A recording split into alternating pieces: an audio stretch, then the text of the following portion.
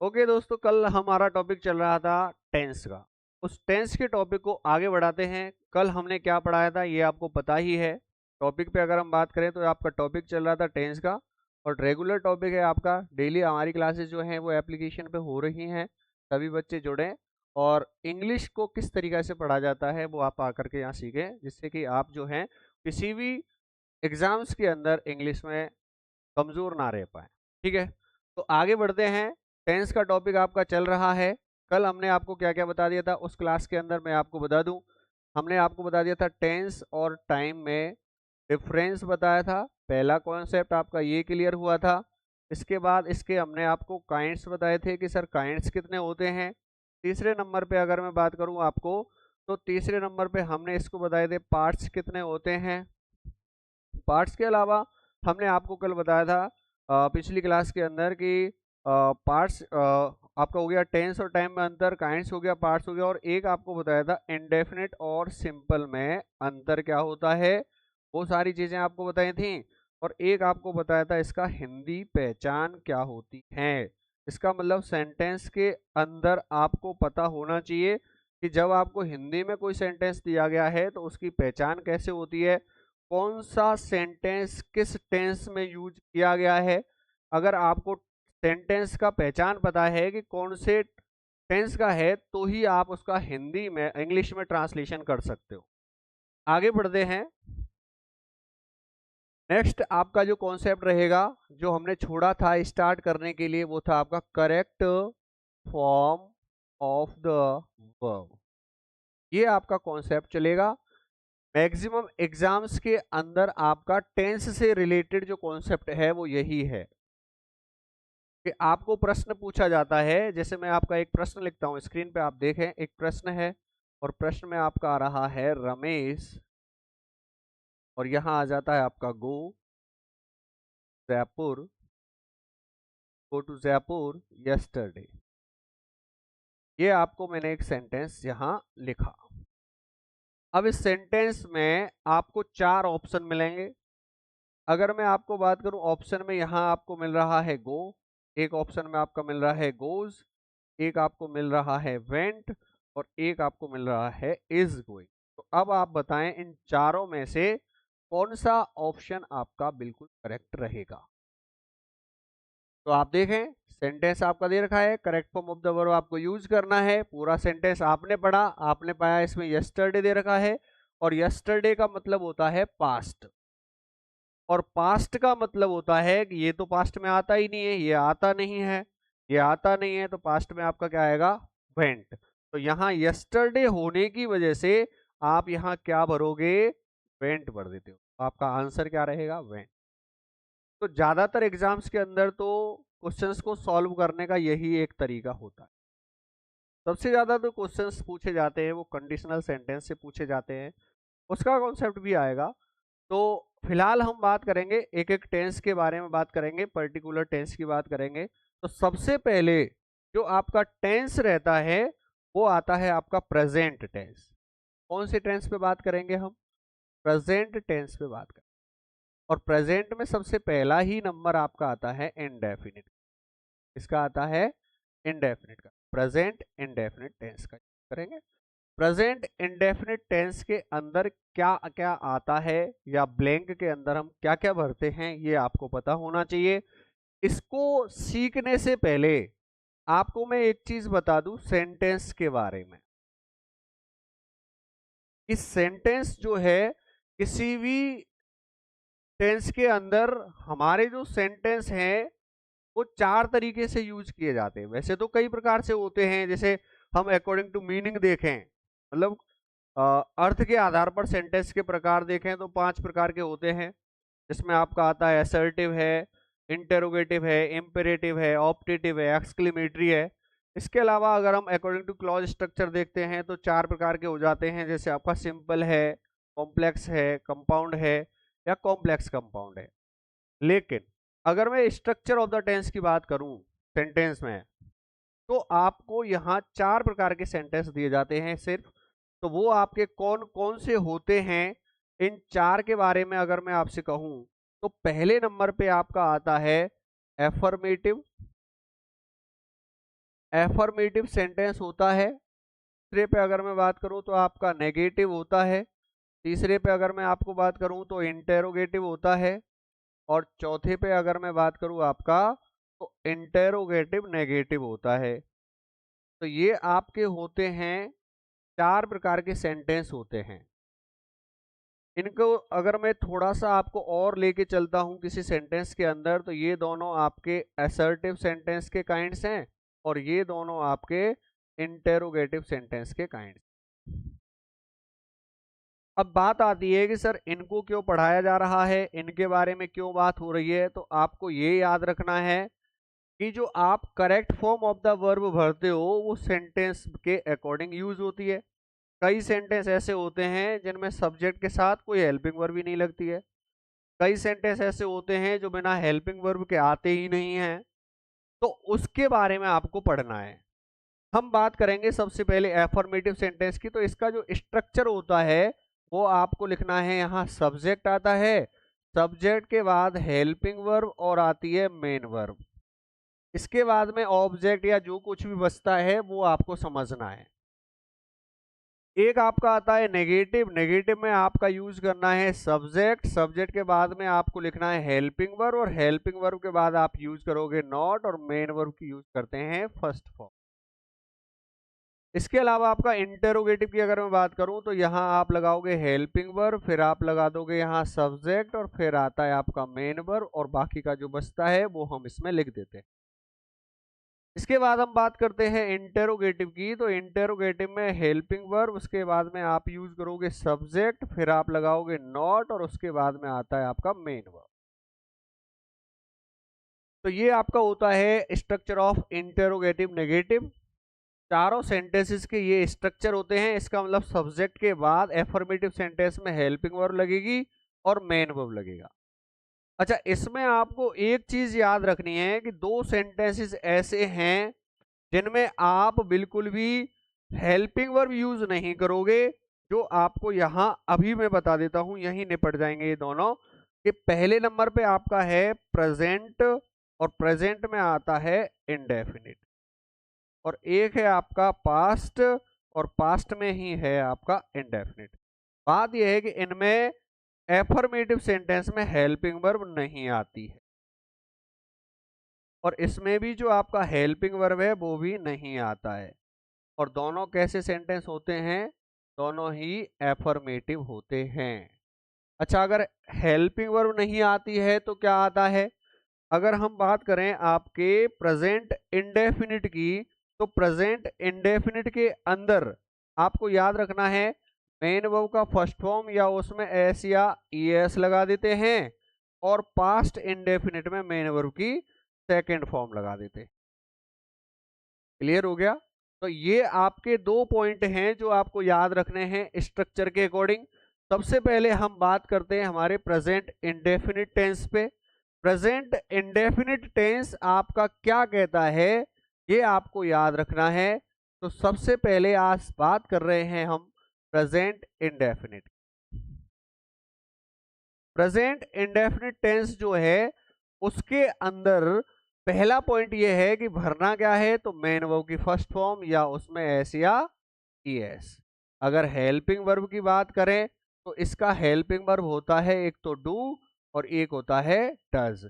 अगर हम डू की बात करें तो वो प्लूरल सब्जेक्ट के लिए यूज होती है, और डज की बात करें तो वो आपका सिंगुलर सब्जेक्ट के लिए यूज हो जाता है। ठीक है, अब ये आपको याद रखना है। ये दोनों क्लियर हो गया। Present indefinite tense. Present indefinite के ब्लैंक्स में भरना क्या है?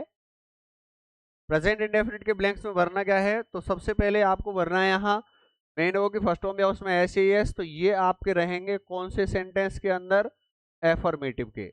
अगर हेल्पिंग वर्ब की जरूरत पड़ रही है, जो आपका सेंटेंस होता है नेगेटिव या आपका सेंटेंस होता है इंटेरोगेटिव, तो उसमें आपको जरूरत पड़ेगी हेल्पिंग वर्ब की। हेल्पिंग वर्ब के रूप में हम यूज करते हैं डू या डज को। ठीक है, अब बात करेंगे आगे चल के।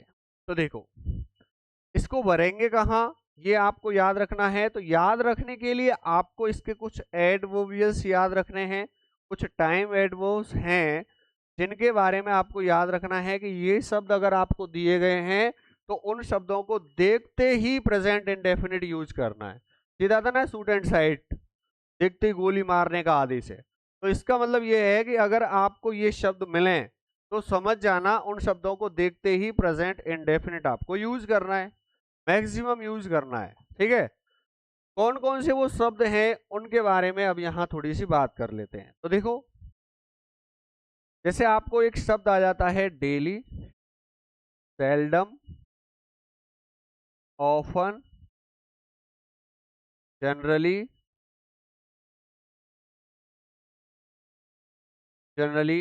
रेगुलरली,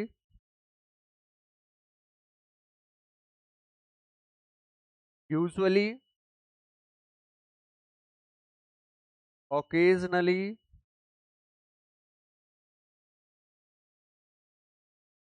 फ्रीक्वेंटली,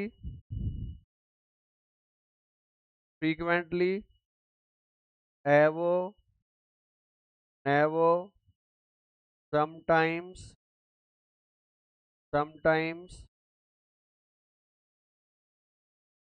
इसके अलावा आपका एवरी प्लस टाइम,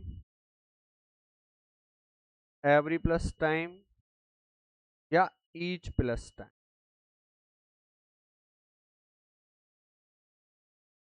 देखो, अगर आपको किसी सेंटेंस के अंदर इनमें से कोई भी शब्द मिल रहा है, और भी बहुत सारे शब्द हैं, रेगुलर बेसिस पे जो शब्द यूज किए गए हैं अब तक वो यही हैं लगभग, और भी बहुत सारे शब्द होते हैं हर पॉइंट पे, और शब्दों की जरूरत नहीं है। अगर आपको इन शब्दों का हिंदी अर्थ पता है, हिंदी अर्थ का मतलब है कि आपको कोई ऐसा टाइम दे रखा है जिस टाइम से आपको ये लगे कि यार ये काम तो आपका बार बार होता है। प्रेजेंट इंडेफिनिट आपको शो करता है कि ऐसा सेंटेंस जिस काम के बारे में वो बता रहा है वो काम एक निश्चित समय अंतराल के बाद बार बार होता है, वो होता है। जैसे आप रोजाना पढ़ने आते हो, तो पढ़ने आते हो, मैं जाता हूँ का मतलब है मैं कल भी गया था, या परसों भी गया था, या पिछले वीक भी गया था, आज भी गया और फिर कल फिर जाऊंगा। अगर ऐसा कोई काम जो एक रेगुलर स्टेप पे किया जा रहा है वो प्रेजेंट इंडेफिनिट में आता है। अब उसमें चाहे उस केवल काम को ही देख करके आप अंदाज लगा लीजिए, या आप इन शब्दों का अर्थ निकाल के अंदाजा लगा लीजिए। जैसे कोई व्यक्ति किसी काम को कर रहा है और डेली कर रहा है, डेली का मतलब तो रोजाना होता है ना, तो रोजाना अगर कोई व्यक्ति किसी काम को कर रहा है तो वो तो रेगुलर है। जैसे आप रोजाना सोते हैं रात को, तो रोज सोते हैं, तो रोज सोने का मतलब तो रेगुलर काम हो गया ये। अब ऐसे कार्य जो लगातार होते जा रहे हैं, जिनमें एक निश्चित समय अंतराल के बाद में फिर से ये काम शुरू होता है, तो वो आपका जो कार्य है वो हमेशा प्रेजेंट इंडेफिनिट में ही यूज होता है। ठीक है, इसीलिए इन शब्दों का यूज वहां किया जाता है। अब हम एग्जाम्पल से समझें, तो एग्जाम्पल से समझने के लिए आपको याद रखना है, जैसे सेंटेंस है आपका, सी ऑफन कम लेट। अब ये आपको आ जाता है पॉइंट, सी ऑफन कम लेट। अब ऑफन का अगर आपको हिंदी अर्थ पता है तो रटने की जरूरत नहीं है। इसका मतलब ये है, ऑफन का मतलब होता है अक्सर, ज्यादातर, ऐसे भी कह सकते हैं। तो अक्सर वह लेट आती है। अब इसका मतलब ये काम एक रेगुलर प्रोसेस पे हो रहा है कि जब भी वो आएगी लेट ही आएगी, क्योंकि उसकी हैबिट है। तो इस हैबिट को या इस रेगुलरिटी को बताने के लिए प्रेजेंट इंडेफिनिट यूज करोगे। तो वैसे अगर आप देखें तो काम आपका रेगुलर बेसिस पे है तो प्रेजेंट इंडेफिनिट है, और अगर आपको सेंटेंस का हिंदी अर्थ नहीं पता और आपने ये शब्द रट रखा है, ऑफन शब्द आ रहा है, तो वो प्रेजेंट इंडेफिनिट में आ जाएगा। और प्रेजेंट इंडेफिनिट में आएगा तो आपको याद रखना है कि सेंटेंस आपका ज्यादातर एफर्मेटिव पूछा जाता है। अब बात यह है कि अगर नेगेटिव पूछ ले तो नेगेटिव पूछेगा तो यहाँ नॉट कम होगा, नॉट दिया गया होगा, और अगर वो इंटेरोगेटिव करके देगा तो सब्जेक्ट को इधर ला करके हेल्पिंग वर्ब को उधर पूछेगा। ठीक है, तो दो चीजें भरनी है, तो हेल्पिंग वर्ब और मेन वर्ब। और अगर दो चीजें नहीं भरनी है, एक ही चीज भरनी है, तो फिर सिर्फ मेन वर्ब। और मैंने आपको पहले ही बता दिया था कि प्रेजेंट इंडेफिनिट के एफर्मेटिव सेंटेंस में हम हेल्पिंग वर्ब का यूज नहीं करते हैं। अगर एफर्मेटिव सेंटेंस है और एक वचन करता है तो सिर्फ वर्ब की फर्स्ट, बहुवचन करता है तो सिर्फ वर्ब की फर्स्ट फॉर्म, और अगर एक वचन करता है तो मेन वर्ब की फर्स्ट फॉर्म में एस या ई एस लगा देते हैं। ऐसे ही सिस्टम आपका किसमें है, पास्ट में है। पास्ट का सेंटेंस भी अगर आपका इंडेफिनिट का एफर्मेटिव है तो वहां पे भी हेल्पिंग वर्ब का कोई काम नहीं है, क्योंकि वहां पर हम मेन वर्ब की सेकंड फॉर्म लगा करके पास्ट शो कर देते हैं। क्लियर हो गया। और फ्यूचर तो टेंस होता ही नहीं है, मैंने आपको पहले बता दिया था, इसलिए फ्यूचर की कोई फॉर्म है ही नहीं। तो फ्यूचर इंडेफिनिट में हम शैल विल का यूज कर देते हैं। तो आगे देखें, तो आपको याद होगा इसमें हम क्या करेंगे, ऑफन आ रहा है तो सी एक वचन करता मतलब मेन वो की फर्स्ट फॉर्म में क्या लग जाएगा आपका एस या एस लग। यहाँ आपका जो सही आंसर होगा, करेक्ट आंसर होगा, वो क्या होगा आपका कम्स होगा। क्या होगा, कम्स शब्द हो जाए। क्लियर हो गया। आगे देखो और एग्जाम्पल ले लेते हैं। देखिए सेंटेंस है आपका रोहित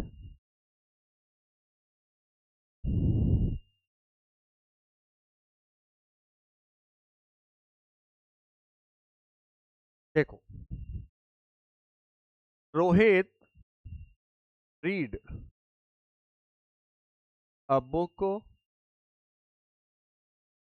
एवरी डे। यहां बुक के स्थान पे आपको कुछ भी आ सकता है, जैसे आपको आ जाता है द रामायण, रोजाना रामायण पढ़ता है, हनुमान चालीसा पढ़ता है, न्यूज़पेपर पढ़ता है। तो यहाँ पर आपका कुछ भी आ सकता है। न्यूज़पेपर दिया गया हो तो न्यूज़पेपर हो जाता है। बात यह है कि आपको यहाँ पर कोई ऐसा काम दिया गया है जो वो कर रहा है। अब यहाँ पर आपको शब्द दिया है क्या, एवरी प्लस टाइम। और एवरी प्लस टाइम आपका कहता है कि प्रेजेंट इंडेफिनिट भरना है। एवरी प्लस टाइम दे दिया, एवरी प्लस टाइम का मतलब प्रेजेंट इंडेफिनिट हो गया। तो अब यहाँ आप प्रेजेंट इंडेफिनिट यूज करेंगे और प्रेजेंट इंडेफिनिट में सिंगुलर सब्जेक्ट के साथ मेन वर्ब की फर्स्ट फॉर्म के साथ क्या लगा देते हैं, एस या ईएस। तो आपका आंसर हो जाएगा रीड्स। तो करेक्ट आंसर क्या होगा, रीड आपका आंसर हो जाता। क्लियर हो गया। अब हम बात करते हैं और एग्जाम्पल ले लेते हैं एक आध। देखो सेंटेंस है जैसे आपका Vivek as well as Reena play the piano daily. अब आपको यहां सेंटेंस दिया है Vivek as well as Reena play the piano daily. अब यहां पर आपको शब्द आ गया कौन सा बेटा, डेली शब्द आ गया। और डेली शब्द आपका कह रहा है कि भाई डेली की वजह से हम यूज करेंगे प्रेजेंट इंडेफिनिट, क्योंकि डेली जो है आपका वो प्रेजेंट इंडेफिनिट होता है। रोजाना अगर कोई काम हो रहा है तो वो रेगुलर बेसिस पे होगा, और रेगुलर बेसिस का मतलब होता है प्रेजेंट इंडेफिनिट। और एफर्मेटिव सेंटेंस है तो मेन वर्ब की फर्स्ट फॉर्म या उसमें एस या ईएस लगा देते हैं। एक वचन करता है तो एस या ईएस लगेगा। अगर बहुवचन करता है तो केवल वर्ब की फर्स्ट फॉर्म लगेगी। अब यहां अब एक वचन है या बहुवचन, आपको दे रखा है Vivek as well as they रखा है, और यहां आपको दे रखा है रीना। अगर आपको दो सब्जेक्ट जो हैं वो कंजक्शन से जोड़े गए हैं, कंजक्शन की बहुत बड़ी महिमा है, ये आपको याद रखना है। अगर कंजक्शन के रूप में एंड आ जाता है, बोथ एंड आ जाता है, या आपका एज वेल एज आ जाता है, या आपका नॉट ओनली बट आल्सो आ जाता है, या आपका नॉट ओनली बट आल्सो के अलावा आइदर और आ जाता है, नाइदर नॉर आ जाता है, विद आ जाता है, तो कौन से सब्जेक्ट के अनुसार वर्ब लगती है ये उसी के ऊपर डिपेंड करता है। अब यहां आपको दिया गया है as well as. As well as कहता है कि मेरे लिए जो फर्स्ट सब्जेक्ट है वो इंपॉर्टेंट है। कौन कौन से ऐसे कंजक्शंस हैं जो फर्स्ट सब्जेक्ट को इंपॉर्टेंस देते हैं, तो उसमें एज वेल एज है। इसके अलावा आपका विद है, टुगेदर विद है, अलोंग विद है। तो अगर कोई आपके दो अलग अलग सब्जेक्ट एज वेल एज से, आपके विद से, अलोंग विद से, टुगेदर विद से, लाइक से, अगर इन से जुड़े हुए हैं, तो वहां हम जो वर्ब यूज करेंगे वो पहले सब्जेक्ट के अनुसार यूज करते हैं। और पहला सब्जेक्ट हमारा कौन सा है, विवेक है, इसलिए विवेक के साथ हम क्या यूज करेंगे, मेन वर्ब की फर्स्ट फॉर्म में एस या ईएस, क्योंकि एक वचन करता है, एक वचन करता है, इसलिए यहां पर जो आप यूज करोगे वो प्लेज कहीं दो सब्जेक्ट को देख करके आप इसको बहुवचन मान करके केवल प्ले कर दें तो वो आपका गलत हो जाएगा। अगर एज वेल एज नहीं है और कंजक्शन के रूप में एंड आ गया है, अब आपका क्या आ गया, कंजक्शन के रूप में एंड आ जाता है, तो एंड की वजह से दोनों सब्जेक्ट बन जाएंगे आपके प्लूरल। और अगर ये प्लूरल हो गया तो आप यहां यूज करोगे केवल और केवल प्ले। अगर यहां विद आ जाता है तो विद की वजह से पहले सब्जेक्ट के अनुसार, अगर इन दोनों सब्जेक्ट्स को मैं नॉट ओनली बटा सो से जोड़ दूं या आइदर और से जोड़ दूं तो पीछे वाले सब्जेक्ट के अनुसार वर्ब का यूज होता है, तो रीना के अनुसार भी प्लेज ही आएगा। क्लियर हो गया? तो ये जब कंजक्शन हम पढ़ेंगे या सब्जेक्ट वर्ब एग्रीमेंट जब हम पढ़ते हैं, उस कॉन्सेप्ट के अंदर आपको ये सारी चीजें सिखाई जाएंगी कि कौन से कंजक्शन से सब्जेक्ट आपका कौन सा वर्ब लेगा। ठीक है, तो वो आपका सब्जेक्ट वर्ब एग्रीमेंट का कॉन्सेप्ट होता है। फिलहाल हम यहाँ ये जानकारी ले लेते हैं कि एज वेल एज होने की वजह से फर्स्ट सब्जेक्ट के अनुसार सिंगुलर वर्ब का यूज करेंगे, इसलिए यहाँ पर आपका जो करेक्ट आंसर होगा वो प्लेस होगा। क्लियर? तो ये आपका होता है use of present indefinite according to adverbials. तो एडवर्बियस के अनुसार हम प्रेजेंट इंडेफिनिट का यूज कर रहे हैं। आगे चलते हैं, देखो नेक्स्ट पॉइंट है कि प्रेजेंट इंडेफिनिट का यूज इन एडवर्ब्स के अलावा क्या और भी किसी अलग कंडीशन में किया जाता है? तो वो बिल्कुल किया जाता है। आपको कुछ जनरल फैक्ट्स दिए जाते हैं। जनरल फैक्ट्स की अगर मैं बात करूं तो जनरल फैक्ट्स का मतलब आपका होता है, आप समझ लीजिए कि कुछ ऐसे काम होते हैं जिनमें कोई एडवर्ब भी नहीं होता, लेकिन वो सेंटेंस खुद आपको ये बता देता है कि ये काम भाई रेगुलर होता है। अब वो काम कौन सा है, कैसे है? तो उसके लिए मैं अगर आपसे कहूं कि रेगुलर बेसिस के लिए कौन कौन से कार्य हैं, तो पहले नंबर पे आपका जो फैक्ट है वो है आपका यूनिवर्सल ट्रुथ का। यूनिवर्सल ट्रुथ आपको दिया गया है, तो यूनिवर्सल ट्रुथ अगर आपको दिया गया है, समझ जाना वो आपका यूनिवर्सल ट्रुथ क्या होता है।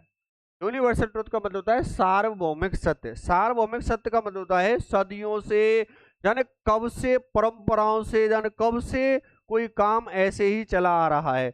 जैसे आपने ज्यादातर सुना ही होगा कि the sun sets in the west आपको आ जाता है, the sun rises in the east आ जाता है, the earth moves around the sun ऐसे आ जाता है, पृथ्वी सूर्य के चक्कर लगाती है, सूर्य पूर्व में उगता है, सूर्य पश्चिम में अस्त हो जाता है।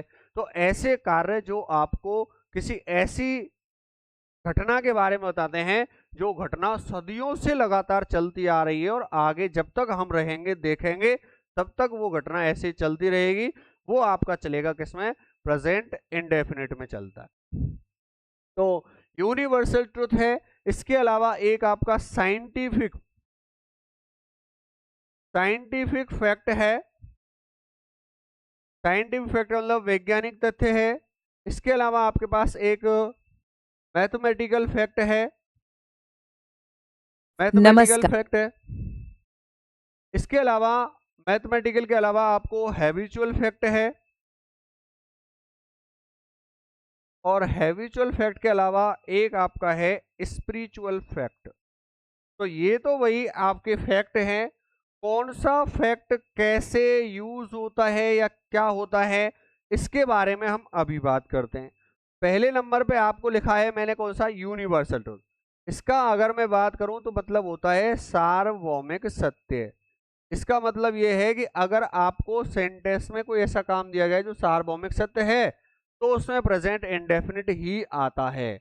इसके अलावा साइंटिफिक फैक्ट की बात करूं, साइंटिफिक फैक्ट का मतलब होता है वैज्ञानिक तथ्य। इसका मतलब होता है कोई सेंटेंस या कोई कार्य ऐसा है जिसको प्रूव किया है विज्ञान ने। जैसे ऑक्सीजन और हाइड्रोजन मिलकर के पानी बनाते हैं। आपका पानी जो है वो 100 डिग्री सेंटीग्रेड पे उबलना शुरू हो जाता है, पानी 0 डिग्री पे जम जाता है।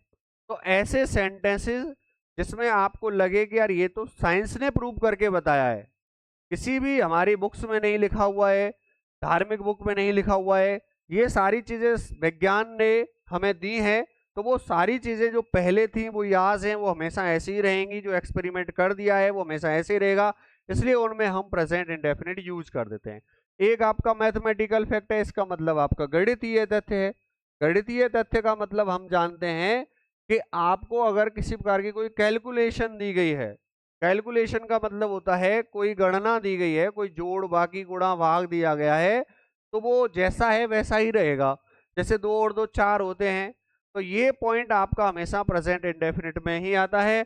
एक आपका आता है हैबिचुअल फैक्ट, और हैबिचुअल फैक्ट का मतलब होता है आदतन तथ्य।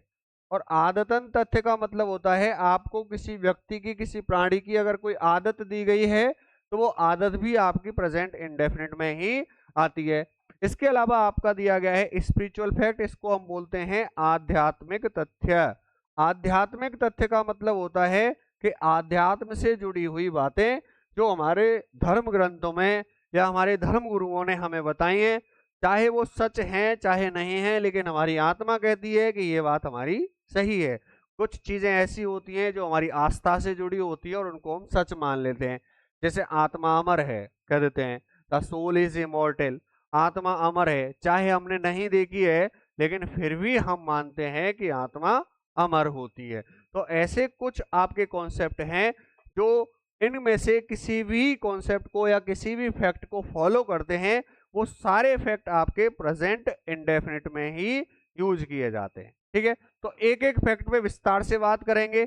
ठीक है, तो पहले हम बात करेंगे यूनिवर्सल ट्रुथ के बारे में, फिर साइंटिफिक फैक्ट, फिर मैथमेटिकल फैक्ट, फिर हैबिचुअल फैक्ट और फिर स्पिरिचुअल फैक्ट। इन सभी पे हम एक एक करके बात करेंगे। सबसे पहले हमारा नंबर आएगा यूनिवर्सल ट्रुथ का। तो अगली क्लास में हम इन सारे फैक्ट्स को आपको समझाएंगे, एक एक करके डिटेल में पढ़ेंगे, और उसके बाद में हमारा प्रेजेंट इंडेफिनिट टेंस जो है वो समाप्त हो जाएगा। ठीक है, आज के लिए इतना ही। Thank you very much.